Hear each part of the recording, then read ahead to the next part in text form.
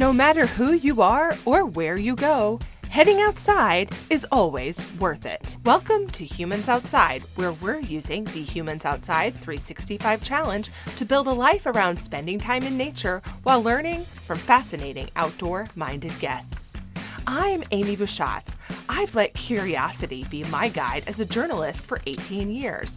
But life, including my husband's war injuries, had burnt us out. So we moved sight unseen to Alaska to see if a change of scenery and new focus on outdoors was just the shift we needed. Since September 2017, I've spent at least 20 consecutive minutes outside every single day, no matter what, to explore how nature can change my life. Ready to hear from experts and outdoor lovers who make heading into nature just a part of who they are while we work to do the same? Let's go! I'm bored. If you have a kid or have been a kid, you've probably heard or uttered this phrase at some point over the summer. And even as an adult, you might have lingered over the feeling of boredom, then quickly pivoted to something like picking up your phone or switching on the TV to ease that discomfort. But getting bored, and especially getting bored in nature, isn't actually a bad thing. In fact, it's a very, very good thing. And why that's true and how to work through it for its benefits is the primary subject of today's Best of episode with author Michael Easter. Enjoy this episode.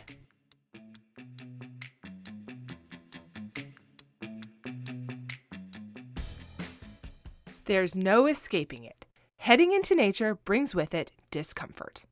One of those discomforts is boredom, or at the very least, boredom in the way we often think about it during our inside lives. You're away from the constant parade of indoor tasks, or, if you were lucky, unplugged completely from the distraction of internet and entertainment. But have you ever considered that boredom might also be one of the reasons being outside makes you feel happier?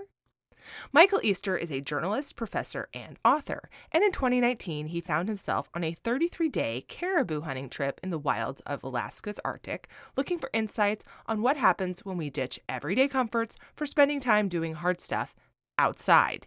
His new book, The Comfort Crisis, Embrace Discomfort to Reclaim Your Wild, Happy, Healthy Self, takes a deep dive into the why, how, and outcomes of ditching the things that make us super comfortable and instead chasing a life that purposefully seeks out discomfort every day.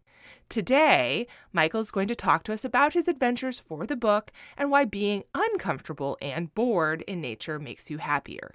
Michael, welcome to Humans Outside. Thanks for having me. Yeah, so it's so cool to talk to you. I enjoyed your book very much, and I can't wait to talk about it today. Good. Well, I'm glad you enjoyed it. Thank you.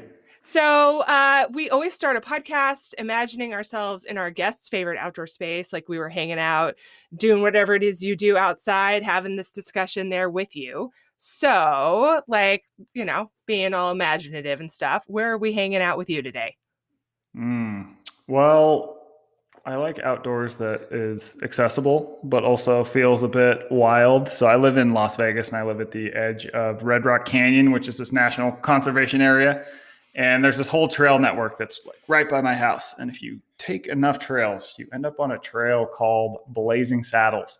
And it goes, kind of winds around this mountain and it goes up over this big saddle and it's super rocky and interesting, and you see desert bighorns out there, and it's amazing.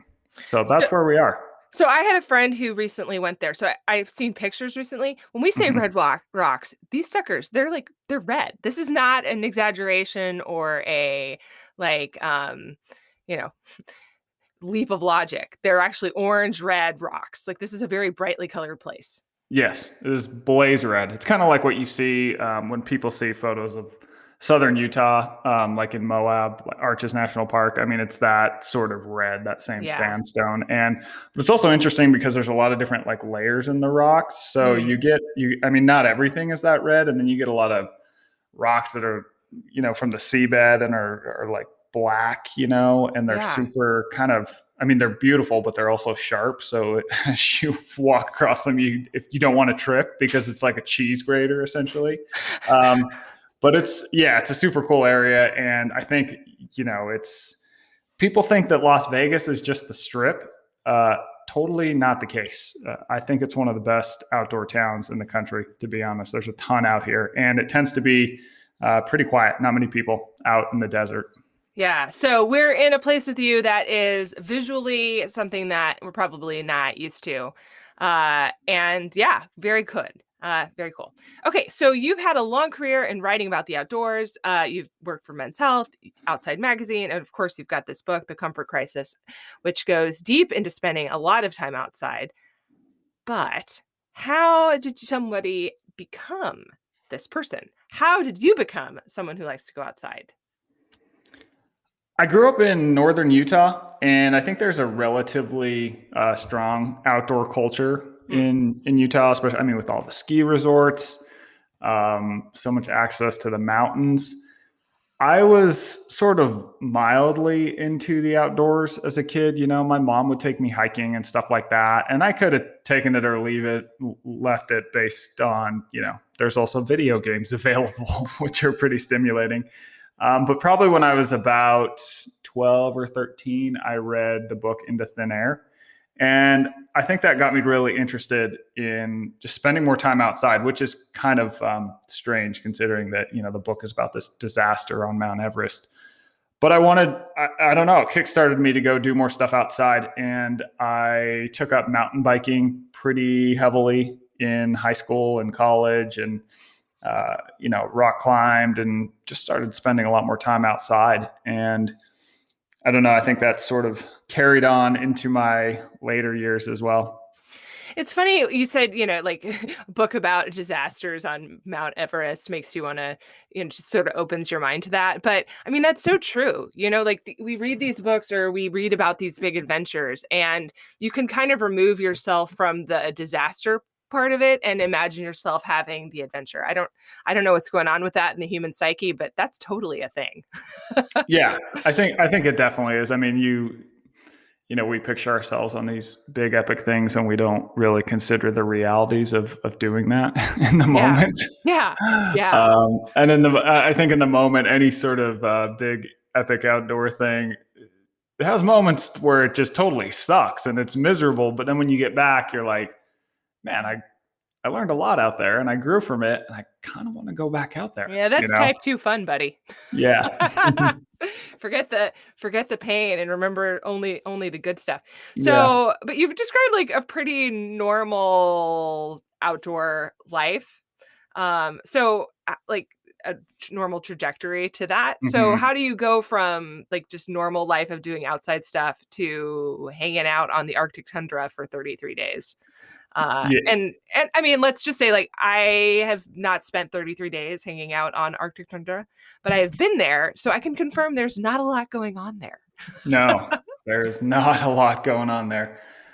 I worked for Men's Health magazine for maybe 6, 7 years, and now I'm a professor at UNLV. But I still write for Men's Health and Outside and a bunch of other magazines. And through my work, I ended up meeting this dude whose name is Donnie Vincent, and he's this backcountry bow hunter and filmmaker who does these hunting documentaries that I kind of describe them as more like Planet Earth, but with hunting than sort of normal hunting stuff you see on Yeah. TV. I mean, they're amazing and beautifully shot, and he's really thoughtful and articulate about the whole process. So anyways, I end up writing a profile of him, and to write that profile, we did this backcountry hunt in Nevada for maybe 5, 6 days. And it was cool. And we became good friends. And I sort of, noticed that after that hunt, I felt a lot better. And that it sort of threw me into like all these different forms of discomfort that we just don't face anymore in modern life, the fact that, it's freezing cold the entire time, hungry the entire time. Everything we do takes effort, from like going to get water, having to hike down, 5,000 feet and then bring it back up, all this different stuff. And so when he invited me up to the Arctic, I sort of jumped on because I thought maybe there's some greater idea there and maybe I could benefit from it. It's like, all right, we're going to do this. I mean, it was definitely out of my comfort zone, I grew up in a single parent household and my mom worked a lot. So, I got a lot out of the outdoors, but at the same time, like I didn't have a, a person who was taking me out all the time, Right. if that Right. makes sense. You know, Yeah. like I just didn't have like, let's go hunting, buddy, or let's go camping, buddy. It's like my mom is literally working all the time because that's what you had to do, you know? Yeah. So I just didn't have that much experience with anything that crazy. And I was like, yeah, let's try this thing. So I signed on and definitely had, you know, it was amazing. It was challenging. I think it was all the things that I wanted out there. It's like everything was difficult, challenging, uncomfortable. But there's also, you know, moments of just pure amazingness and like being totally removed from modern life, as it were, for that long. I mean, that totally changes you for sure. Right.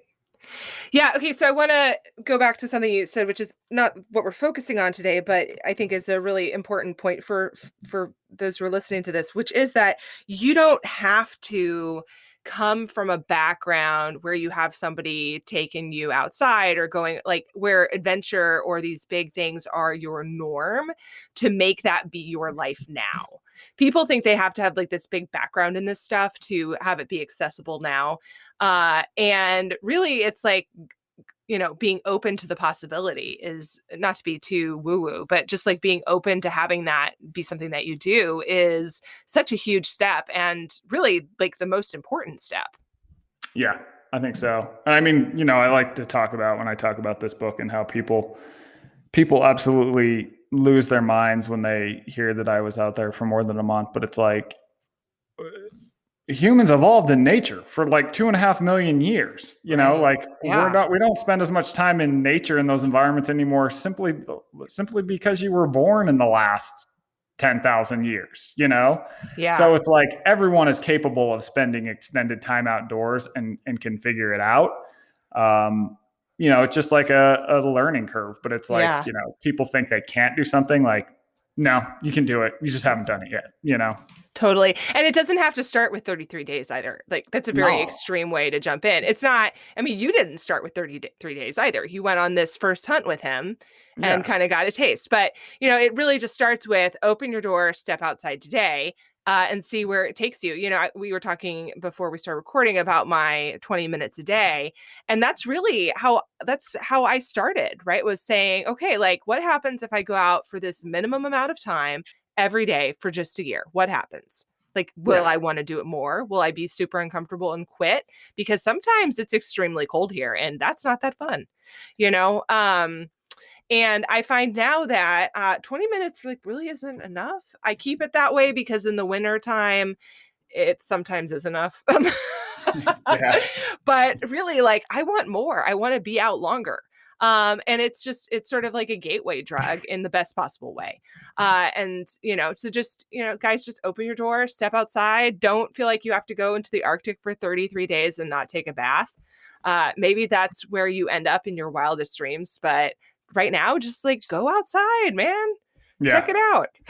Yeah, exactly. I mean, like nature is oftentimes like right outside our door. You know, it's on tree lined streets. It's in city parks. It's on the edges of town. It's really easy to access. And like I also, you know, one of my messages is that I don't fault people for not wanting to go outside initially. It's like Yeah, totally. the human brain evolved to want to be able to predict the future, and outdoor environments are unpredictable. There's a reason that we generally have defaulted to spending 95% of our time indoors Right. because outdoors is unpredictable, it's uncomfortable. I mean, there's all this, you know, human evolution, 2.5 million years of time being like, why wouldn't you just sit inside?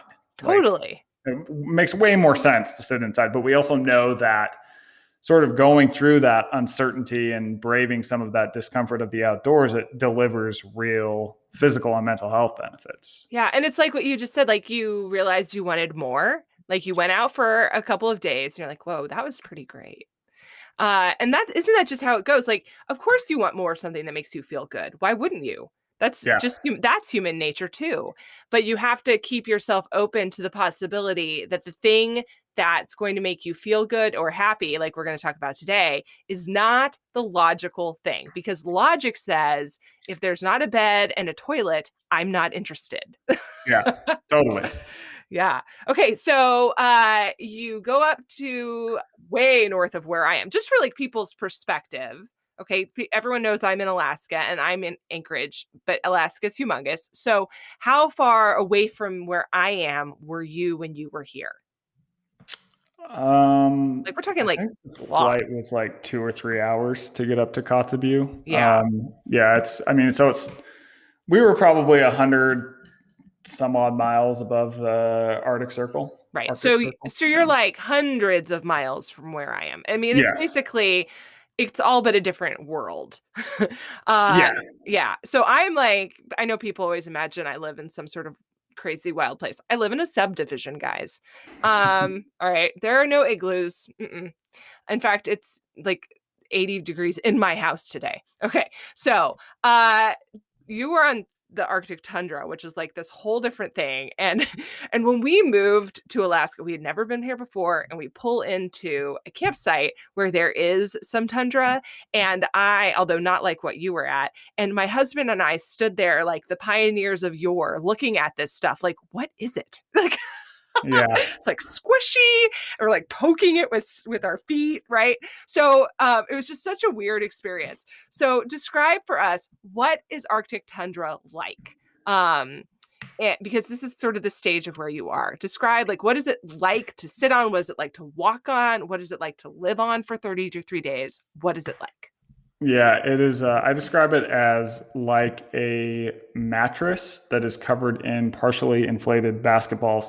So the mattress is sort of this, it's like grass and moss. That's kind of like sort of frozen. So it's really soft when you step on it. Right. And the basketballs are what are called tundra tussocks, which are these sort of densely wound big balls of grass. And you can step on them, but they're kind of awkward and wobbly. So, I mean, walking across the tundra is super challenging because it's like if you step on the mattress, it's like you have to put more energy into each step. It Right. like sucks all your energy and momentum as you're walking.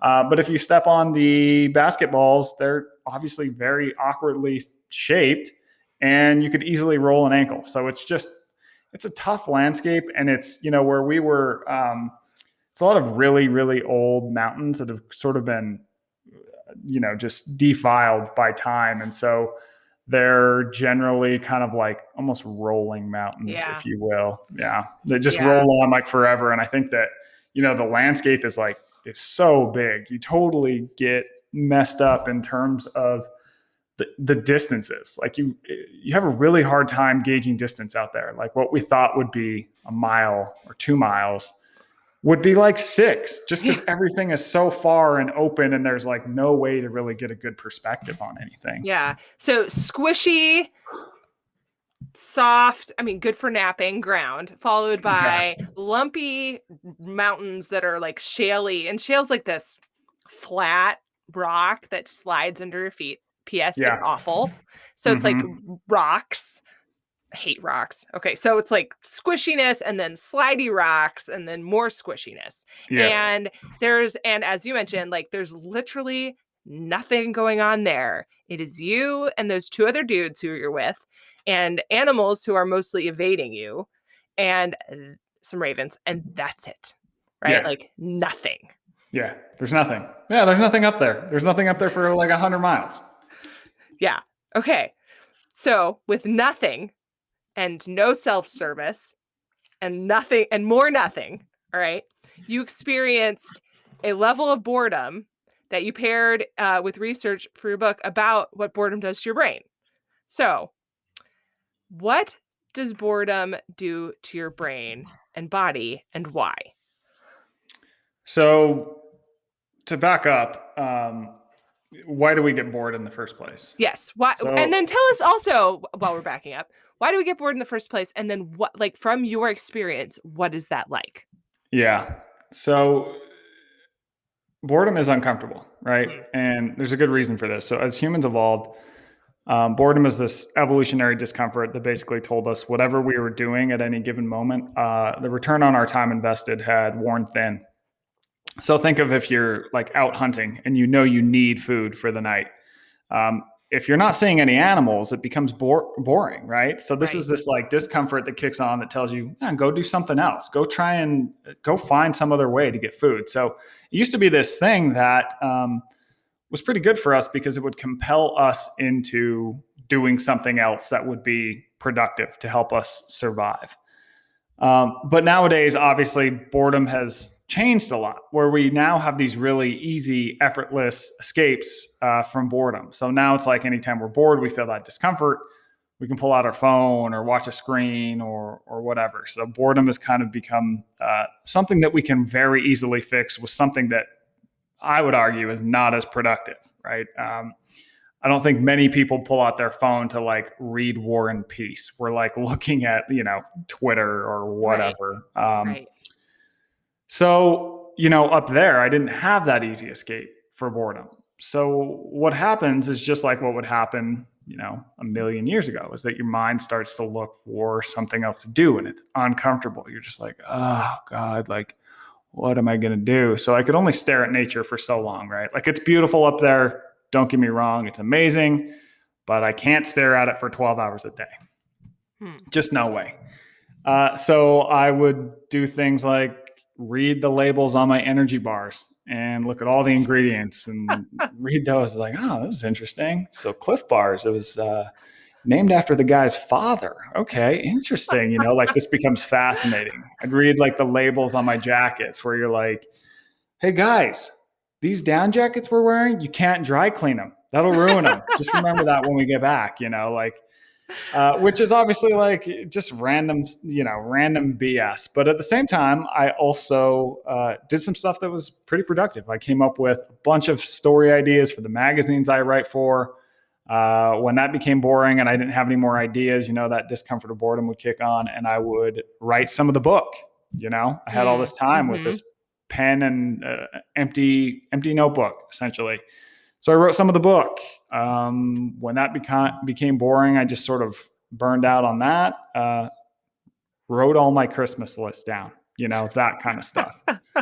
So I argue in the book, it's like we need to reintroduce boredom into our life in a way where we don't just default to the easiest escape, like a screen. Because if you think of how humans have adopted screens and digital media, it's like 100 years ago, there was zero digital media in our lives, like none.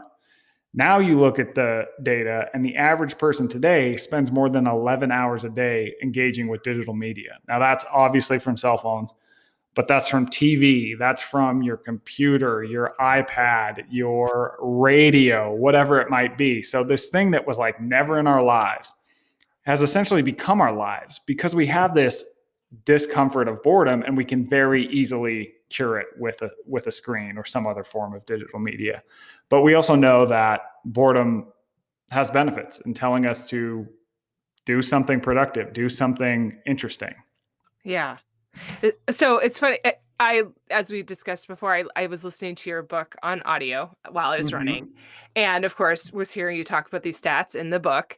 And I'm glad you just noted that that's engaging with your radio too, because I was like, oh my gosh, am I ruining my statistics right now by listening to this book while I'm running? Of course, when you're running, it's like very boring, right? So you put your brain on whatever you can. I don't run with music ever. So it's either a book or a podcast or nothing. And I do try to balance the two because I recognize that there will be times that the input is not an option and I still want to be able to do what I'm doing. I don't want to be in a place where I'm like, I don't have this, therefore I cannot do this other thing. But I'm like, oh my gosh, am I like ruining my boredom time by listening to this guy? So it was a real crisis of conscience for me. And I think it's interesting you talked about how you came up with like story ideas and whatnot. Did you come up with any like crazy things that you're like, what? Why did I think that? Because you were so bored? Oh, well, yeah, I just didn't write them down. I mean, it's like when people, so the other reason that I think that we spend so much time on devices and stuff is like it's uncomfortable to be with yourself. Because if you just monitor the thoughts in your head, you find that the person inside there is a raving lunatic, Yes, right? that's true. Yeah. It's like you're constantly just like thinking of weird stuff and like, where do those thoughts come from? And then you have to start asking some hard questions. So by going into our cell phones, it also provides an escape from actually getting to know ourselves and introspecting, which can be a slightly uncomfortable process for sure. Right.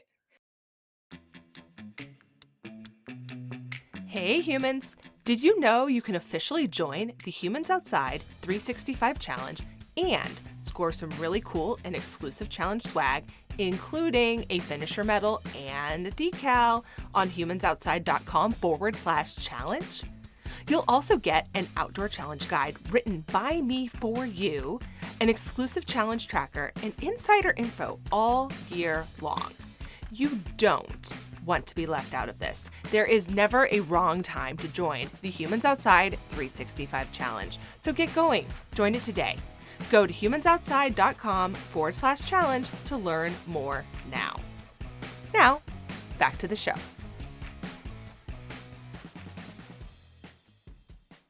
Talk to us about, going back to that initial question, what does being bored do to your brain? Is there like some sort of chemical thing happening here? Is there a hormonal thing happening here? And give us, and your body, and why? Yeah. So, I mean, to put it simply, your brain essentially has two modes. I describe in the book. There's focused mode and there is unfocused mode. So anytime that you are focusing on anything in the outside world, now this could be your cell phone, this could be a conversation with someone, this could be reading. Your brain is having to put in quite a bit of work to process this incoming information. So it's kind of like this active, almost like workout type mode, basically. Right. Now, when you're bored and you are mind wandering, this is more inward focus, right? Like you're just kind of like inward. And this fires on what's called the default mode network. And the default mode network is essentially kind of like this period of rest and reflection. So it gives your brain sort of a break and a rest period from that active focused mode. Now, I argue that with the introduction of all this tech in our lives, we are spending a lot of time in this focused, sort of taxing focus mode, and we're spending less and less time in this sort of unfocused inward mode that can be restorative. So I think you look at a lot of the research, and it seems that like our collective just lack of boredom and also just focus on all this media stuff is leading to a lot of, burnout, mental fatigue, even things like anxiety. Yeah. Yeah. Okay. So, then we have factor 2, which is discomfort, right? So this comes into this. I mean, this is the theme of your book, right? Broadly, but boredom is a part of discomfort. So is just doing hard things, right? So what is the intersection of boredom and discomfort and doing something challenging, whether that be challenging just to you because you already went on a hunting trip for 5 days and 33 is like, no incredible leap of logic, although it kind of is, or challenging to me, which would be something entirely different, right? So what is the intersection of those three? Between the outdoors, Yeah, boredom, between and doing something yeah, challenging. and yeah. Well, I think they're all, it's they all come into play when you go outside, unless you're bringing your cell phone and just, I don't know, spending all your time on Instagram while you're outside. But basically, like for me, by going outside in this challenging environment, like I'm throwing myself into a lot of different forms of discomfort, right? So you Right. think about modern life now, it's like we are, I argue, most people, most of the time, if you live in the US, you are very rarely facing the same discomforts that our ancestors faced for millions of years. Sure. We have climate control. We have easy access to food. We do not have to put, I mean, you could walk 1,000 steps every single day, which is like nothing, and be fine. You would live on, right? You could live to 80. You'd have terrible health, but we can still prop you up with machines and medicine, right?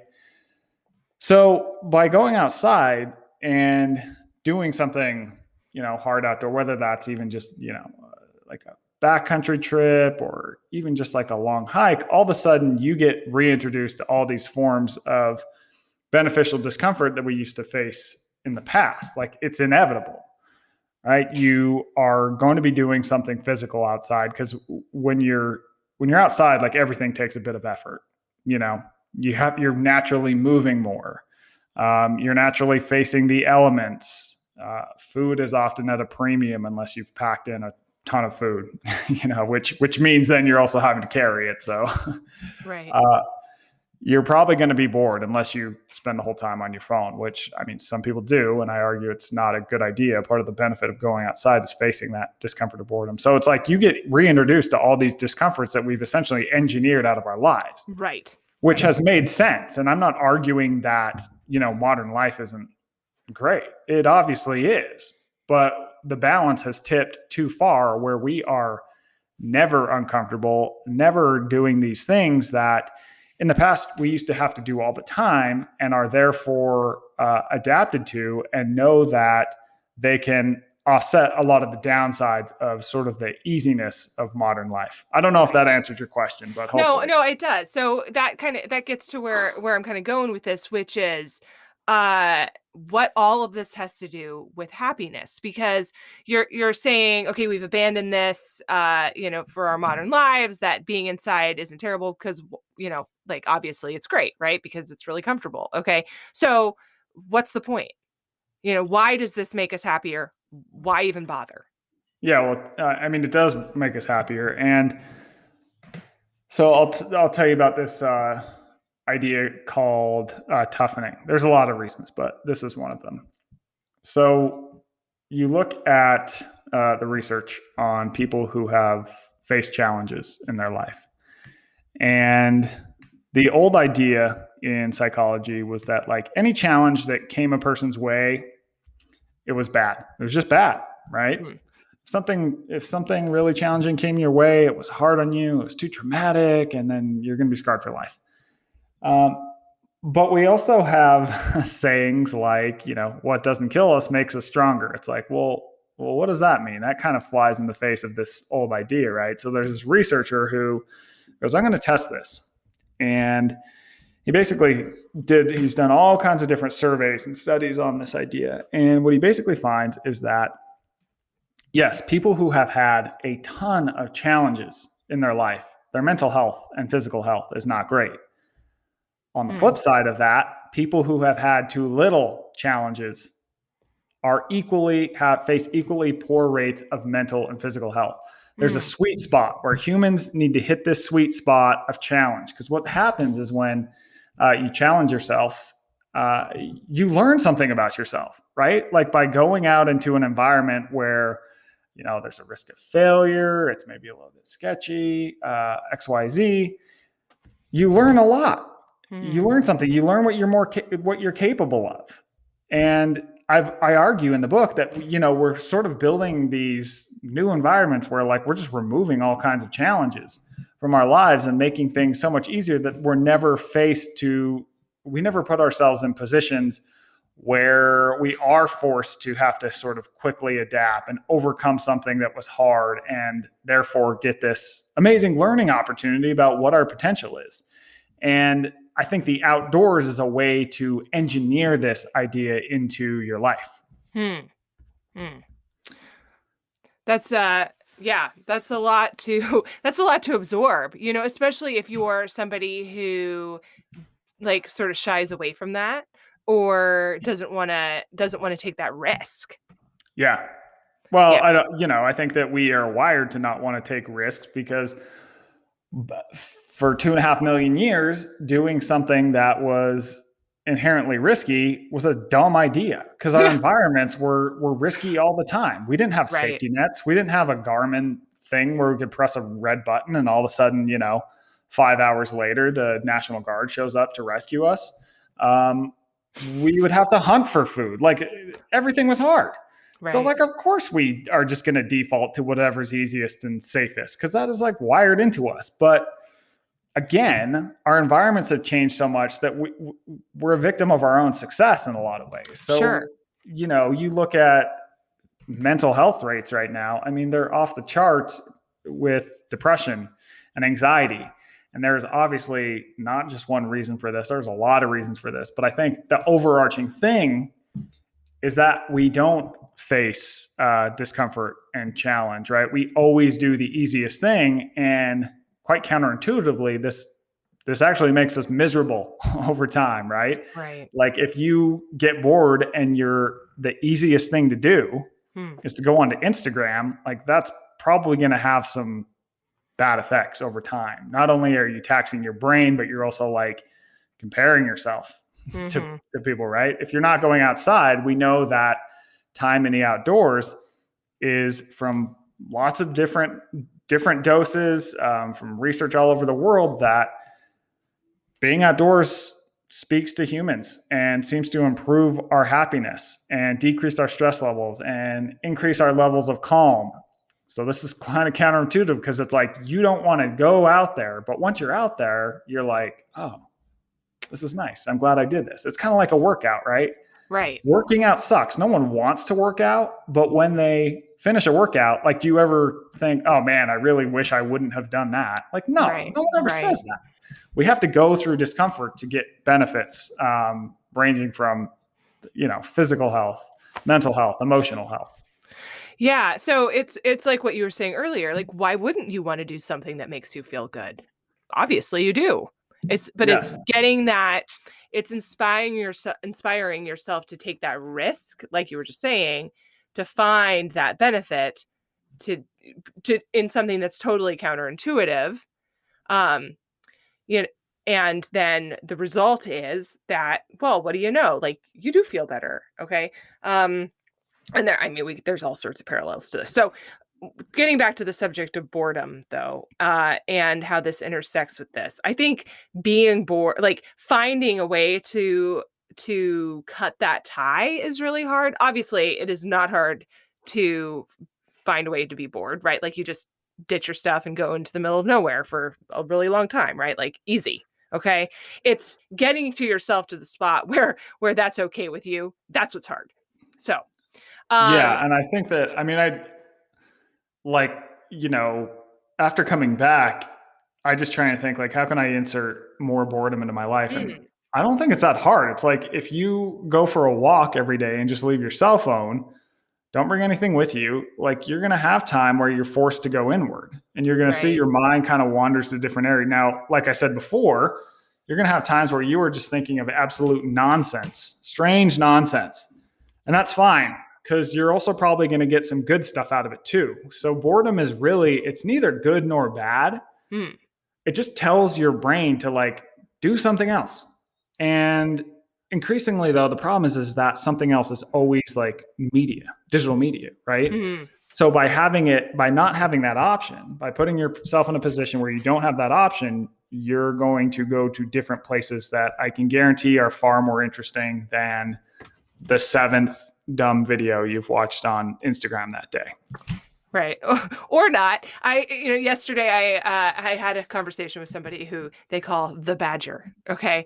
And this made me think, well, what if people had given me an animal name, what would that be? And I thought to myself, no, you are not thinking about this right now. You will be bored later. We will think about this then, and we will discuss what, there you go. If you were an animal, what would you be? Right. I mean, right. But like you talked, I imagine you talked a lot about food on your hike, because that's what you talk about when you're hiking, when you're hungry, is like what you're going to eat. Right.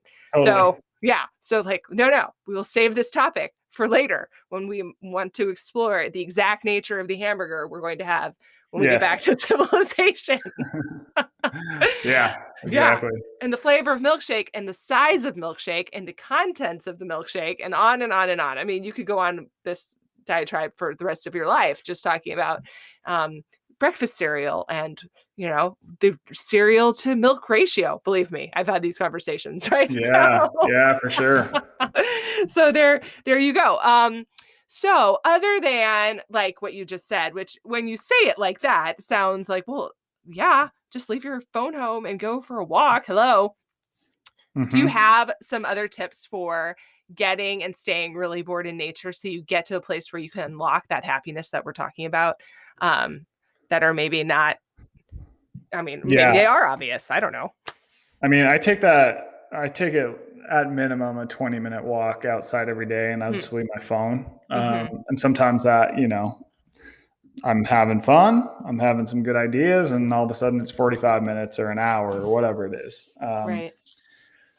I think that, in the book I write about this concept called the nature pyramid, that basically the research suggests it's kind of like the food pyramid. But instead of, saying eat this many servings of grains and this many of meat or whatever, it basically suggests different doses in different kinds of nature. So at the bottom of the pyramid, it suggests that 20 minutes 3 times a week in the type of nature you can find, on a really tree-lined street or in a city park.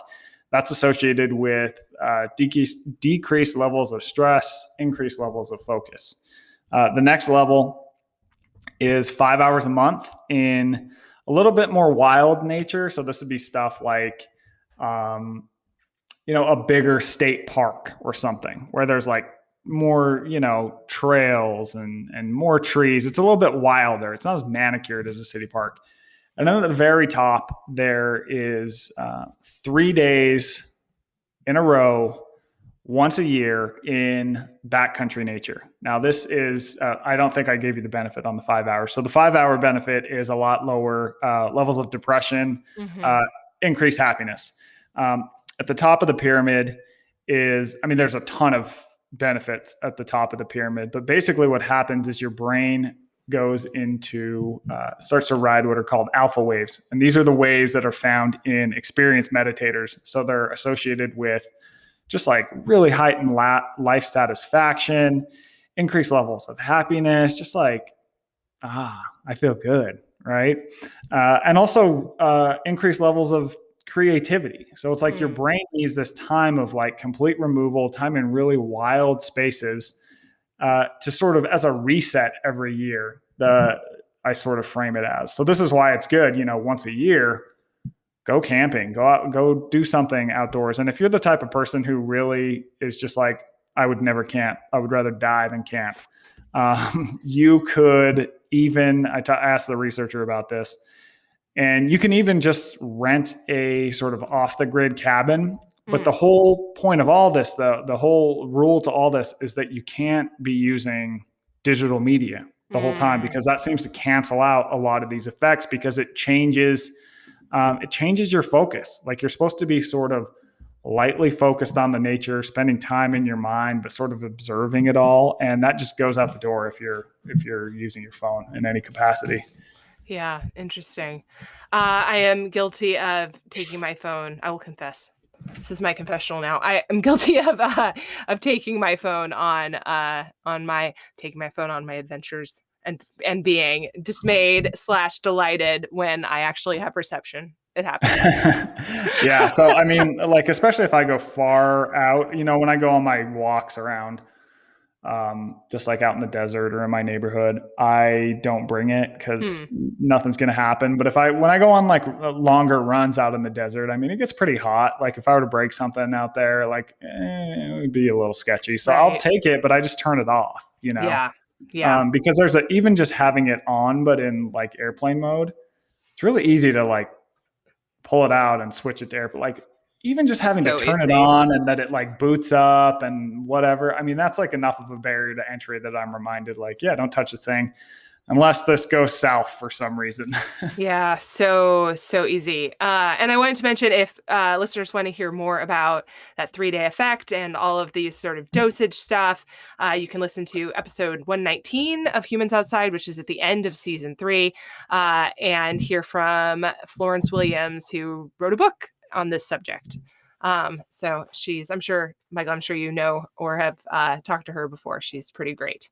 Yeah. So Yeah. She seems cool. yeah, yeah. So okay, so thank you for giving us these insights and these tips for helping us get bored and stay bored outside, and find happiness through that. At the end of our episodes, sort of like take a left turn and talk about some stuff that I just really want to know. So I love to know my guests' favorite and most essential outdoor gear, because I spend a lot of time outside in Alaska, and I like to buy stuff. I'm an American. What can I say? So, Yeah. but I will Totally. say, sometimes guests say, their favorite outdoor gear is snacks, and I can get on board with that big time. So there's no wrong answer. Tell us, what is your favorite and most essential outdoor gear? Probably if I'm favorite. Oh man, I have.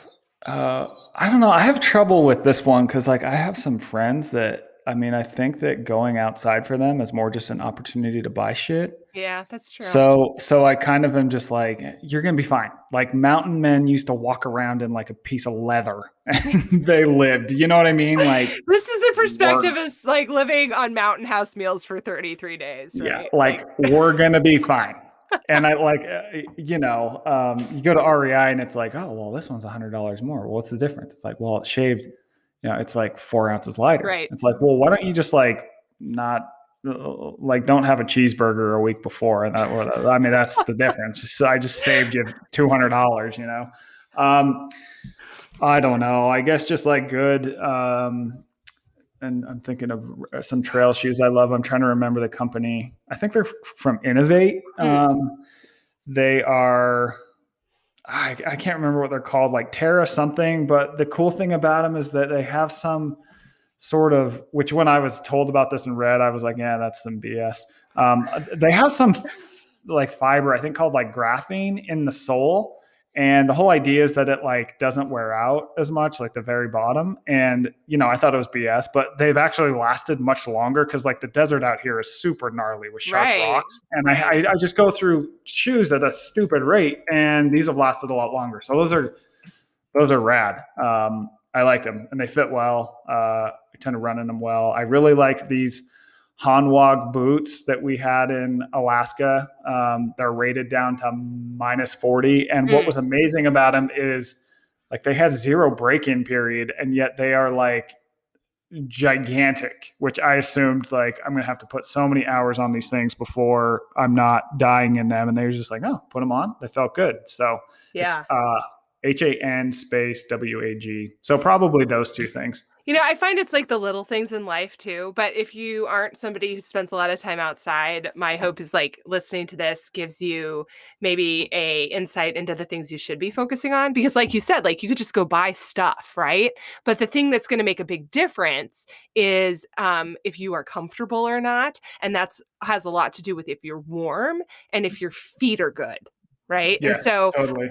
you are not the first person to talk about hiking boots, because that's a huge thing, that if your Mm-hmm. feet are uncomfortable, you're like, I am out. Why would I like there's discomfort, and then there's like just being stupid, you Yes, know? exactly. It's like the point, I kind of think about it like, a boxer doesn't become good by just taking punches in the face. Now, getting punched in the face is part of being a boxer, but that's not how you improve about it, right? It's like some Right. of the stuff is going to have hard and be hardship, but we're not trying to get punched in the face out here, Right. Exactly. It's that balance between be prepared and be willing to take the risk. Yes, totally. And like the feet are a huge part of that, and staying against, this is like a problem of living in Alaska, but I focus a lot on staying warm. A lot of Yeah, other people focus a lot on not being too warm, right? So there you go. But yeah. I think a lot about that. And for me, it all comes down to like drop admitting that different jackets have different purposes, step 1, and Hmm. and that I should actually spend a little money on the one that's gonna keep me the warmest. Yeah, Yeah, I think that's a good takeaway. And I find that like kind of like once you're at a certain level, in my experience, like everything is pretty comparable, yeah, but it's like, yeah, I mean, there is definitely, especially when you're in an extreme environment, it's like you do have to get to a certain point in your gear. You can't go to Walmart and just grab whatever, right? Right. But I tend to just kind of like not overthink it No, too totally. much. And the Yeah. other thing you said that I think is really important for people is like if they fit you well, and that's a Hmm. huge deal for me. So my favorite outerwear is by Mountain Hardwear, and that has absolutely nothing to do with anything except for it fits me. The end. Yeah. And Right? I've heard Like, like a lot of women especially say that like so much outdoor gear like does not fit them well. yeah. Yeah, it's a real problem. I know, especially in the hunting community, it's a Yeah. huge problem in the hunting community because gear is just not made women specific. It's less of a problem in like the generalist outdoor community. But like Hmm. for example, I have extremely long arms. Nike, just as an example, they anything with thumb holes in their gear, like you'll have those shirts with the thumb holes. Those Yeah. thumb holes hit me just below the wrist, like up my arm. Oh, wow. So like That's they're crazy. way too short, right? So Yeah. if I'm rolling with shirts, long sleeves that are supposed to be up to my knuckles, but actually stop at the bottom of my wrist without even getting to my hand, this item is not serving its purpose and it is not for me. Right. Totally. Right? So like you have to know your body and know what fits. And I appreciate the recommendations and talking about this stuff because it makes such a big difference to people who are just really getting their feet wet on this or looking for ways to problem solve around why going outside hasn't been their favorite thing. Maybe that's because your feet really hurt because you don't have good boots, or because you're extremely cold because you thought, like me, that this one jacket that you own surely would be enough for all of the purposes in the land. And it's not. So Yeah. Totally. well, spoiler alert, Debbie Downer. Okay. So to close us out, I love to just sort of like go back, sort of like we started. We heard about your favorite outdoor space where we're pretend having this conversation, but walk us out with sort of envisioning that favorite outdoor moment that you have. Like if you close your eyes and take yourself back somewhere, like I'm picturing myself outside right now. Where are you and what are you doing? Yeah, I'm kind of a fan of more like the quiet moments. Like I'm one of those people on a camping trip or whatever who gets up at like 5 a.m. Mm. and just like goes out alone. It's definitely those. And I've had a lot of them. Like especially up on the Arctic, I would go, one morning I went out on the tundra and just like stood alone as the sun was rising. And it is unbelievably silent up there. And, after just a second, like start to hear my heartbeat. And it is like, it's so quiet out there that my heart is like a kick drum. It's like boom, boom, boom, boom. Mm. And then I can hear like even the blood from my carotid artery, like pushing blood into my brain. It's like you never experience silence like that ever when in the modern world. So I think moments like that nature gives us things like, seeing an animal at a certain, point in its life, it's like, oh my God, that's amazing. Mm. So some of those more like quiet, observant moments are totally what I think mostly what I go out for, to be honest. I mean, like all the type 1, 2, 3, whatever the hell they call it. I still don't understand that scale. But I mean, those are cool, but like, I really like I have to put those in so I can get those quiet moments, Mm-hmm. I do know. Michael, thank you so much for talking to us today on Humans Outside. We sure appreciate you sharing your story. Yeah, that was fun. Thank you.